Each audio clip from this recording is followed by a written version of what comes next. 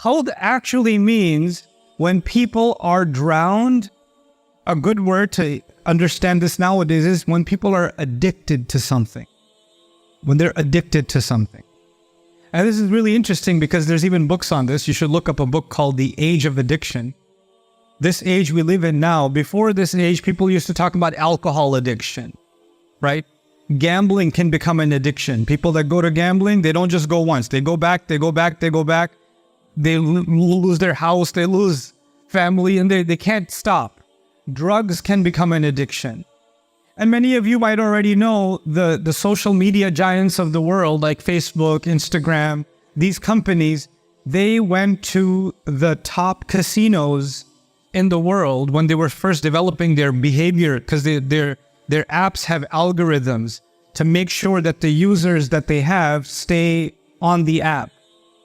So they don't just want you to turn TikTok on and then turn it off. They want you to turn it on and then swipe again, and then swipe again. So they had the steady behavior, right? So they actually went to the casino industry and they got the best psychologists, because the casino industry first hired psychologists to make sure that when people sit on that slot machine to get the money out, how do we keep them there? How do we keep them there as long as possible so they can stay more addicted? The same people who engineered the behavior in the casinos and the gambling industry in Las Vegas were some of the same engineers that modeled the behavior for, social media apps. They were hired by Silicon Valley to do that. Why? Because they know they can get the most out of you if you're the most addicted. If you are in khawd, if you're drowned in, you can't get out. And if you don't do it again, you feel something missing inside you. Somebody who's addicted to alcohol, they drink, they feel like they're done. They go 1 hour, 2 hours later, I gotta have it again. I gotta do it again. Give me another one. Their stomach is hurting, they're still drinking. They're in pain, they're still drinking. They're half asleep, they're still drinking. They wake up, they need a drink immediately. It's the same way with these kinds of other addictions. The addictions that are online, the addiction to entertainment. Some people are addicted to, movies, Netflix, some people are addicted to sports, but these addictions are now the next thing Allah is talking about. When the truth comes, which is what the Quran is actually talking about, you have to deal with reality. You have to take responsibility for your actions. I have to take care of how am I going to spend my day? How am I going to spend my night? I have responsibility to myself. I have a responsibility to Allah. I have a responsibility to my family. I have to take care of all of these things. But if you don't want to accept that truth and you want to escape reality, you can go find yourself lost in one addiction or the other. And you can go inside of a khawd. Even to the point where, what some people do? If they hear a little bit of, you're at a gathering, because Eid, a lot of people had Eid gatherings. They got together, family got together, they're sitting and talking. And somebody brought something up about Allah's deen.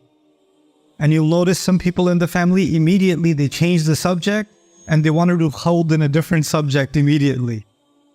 And they want to talk about it. And they're, oh, no, what about that UFC fight? What about this game? What about this movie? Oh my God, that was amazing. And they want to keep talking about it.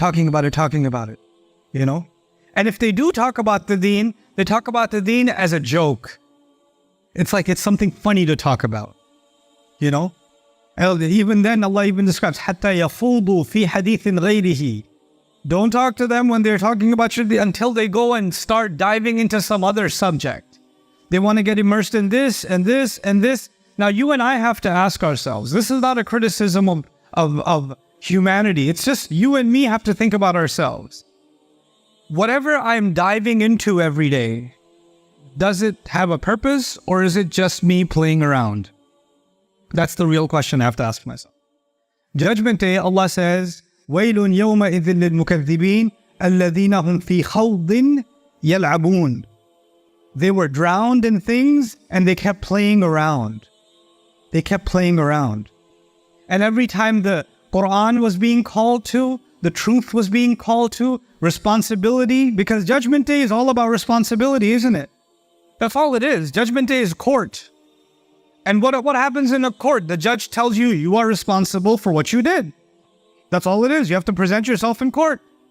And anybody who knows they have a court date coming and they have a trial coming, they'll get ready for the trial. That's what happens in this life. It's the same logic for Judgment Day. But someone who's not getting ready for the trial and they're playing and they're too addicted to their games, right? Then they're going to be in big trouble on that day. And somebody says, hey, the trial date is tomorrow. The trial is next week. Come on, let's go. Get ready. You're not ready. You didn't finish your work. It's going to be held against you. Get out of here, man. Let me play. That's not true. These people are so extreme. They're so extreme. They're so negative. Let me just live my life. You know? There used to be a time where people, philosophers were talking about capitalism and communism. Atheism came. Now we're in a new world. We're in emotivism. Your emotions are the new religion. Let me just feel good, man. I just want to feel good. Let me just live in my feelings. And this is actually the description that Allah is giving of these people on Judgment Day when He says, الَّذِينَ هُمْ فِي خَوْضٍ يَلْعَبُونَ. And when someone's drowned in something, they're not moving. They're stuck. They're in the same place. When you find people that have an addiction, you meet them last year, they were exactly the same place. You meet them next year, they're exactly in the same place. Like the world changed, but they're exactly in the same place. You know what? When people don't move, then Allah will make them move. So He says, وَالَّذِينَ يَوْمَ يُدَعُونَ إِلَى نَارِ جَهَنَّمَ دَعَا. They'll be pushed towards the fire of hell. They're going to be pushed because they're not moving themselves. They don't want to go. هَذِهِ النَّارُ الَّتِي كُنْتُمْ بِهَا تُكَذِّبُونَ. This is the fire that you were calling a lie. أَفَسِحْرٌ هَذَا? Is this magic? أَوْ أَنْتُمْ لَا تُبْصِرُونَ? Or you can't see. Because you say, I don't see any fire. When you used to say, hey, astaghfirullah, don't do that. You should be afraid of Allah. You should be afraid of Judgment Day. Oh yeah? Oh, I should be afraid of fire? I don't see any smoke. I don't see the temperature increasing. Where's the fire? Allah says, oh, is this a lie too? When Judgment Day comes? أَمَنْتُمْ لَا تُبْصِرُونَ. Oh, you don't see it. اصْلَوْهَا فَاصْبِرُوا وَلَا تَصْبِرُوا سَوَاءٌ عَلَيْكُمْ إِنَّمَا تُجْزَوْنَ مَا كُنْتُمْ تَعْمَلُونَ. Now go enjoy it. Go inside it. You want to be patient now or you don't want to be patient now? It doesn't matter anymore. Now it's of no value. Now your sabr is of no value. Now I want to wrap this khutbah up on the flip side, on the other side of this equation. Is what Allah says is going to be the people that are not in trouble on Judgment Day. Allah says, إِنَّ الْمُتَّقِينَ فِي جَنَّاتٍ وَنَعِيمٍ. That's all He says. People that protect, the people of taqwa are in Jannah and they're relaxed. That's what He says. And the rest of the ayat are a description of Jannah, which may be for another time. But what I want you to think about is actually the word muttaqeen. The word muttaqeen, which we hear all the time, we should have taqwa, comes from the word wiqaya, as you might know. Wiqaya means to protect. Waqayaqi, we use this, a derivative of this word, we use this in the dua. Waqina adhab an-nar. It's from the same word as taqwa. Qina adhab an-nar, protect us from the punishment of the fire. That's what it means. Like Allah says, قُوا أَنفُسَكُمْ وَأَهْلِكُمْ نَارًا. Protect yourselves and your families from the fire. Ittaqa, or a muttaqi, is someone who protects themselves. So if you go home and you lock the door, when you walk in, you lock the door behind you, you just did a little bit of taqwa. That's a little bit of, because you protected yourself. So sometimes we translate taqwa as the fear of Allah. Actually, fear is khawf in Arabic, khashya in Arabic, wajal in Arabic. There are lots of words in Arabic for fear. Taqwa is not one of them. Taqwa actually means when you protect yourself, when you take precautions. Like when somebody goes to Hajj, Allah says, وَتَزَوَّدُوا فَإِنَّ خَيْرَ الزَّادِ التَّقْوَى. Go make sure you pack enough things to take with you, because the best, the best provision is precaution, to protect yourself. So that it has a material meaning too. Now what does this do in this ayah? This ayah is saying the people that protected themselves, that were on guard, so they saw themselves going into a behavior that's becoming an addiction, and they said, I need to protect myself. Then they saw some company, when they're in that company, they start going into some kind of khawd. Oh no, I need to protect myself. So they were constantly protecting themselves, cutting themselves off from opportunities to slip up that are all around us. They're around you, they're around me. Nobody's safe. Nobody's safe.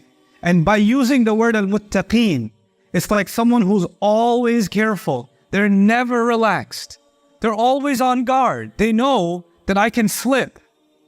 So Allah says, إِنَّ الْمُتَّقِينَ فِي جَنَّاتٍ وَنَعِيمٍ. And so I leave you with this gift from Allah Azza wa Jal.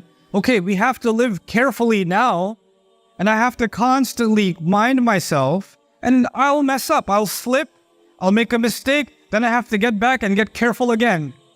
Then I'll slip again, then I have to, it's a constant struggle. I have to keep doing it, and keep doing it. And at the end, Allah says, فِي جَنَّاتٍ وَنَعِيمٍ. When you get there, you people, you get gardens, but more importantly, you get na'im. And na'im comes from nu'uma, which means softness, and it also means relaxation. They finally they don't have to have any taqwa now. They don't have to be careful now. They can just, I can relax. So what does Allah do? Allah shows us two pictures. There's a person who's in na'im right now. فِي خَوْضٍ يَلْعَبُونَ. They're just playing around, relaxed. They don't care. They're chilling, right? And then there's the people of taqwa who will get to relax later on.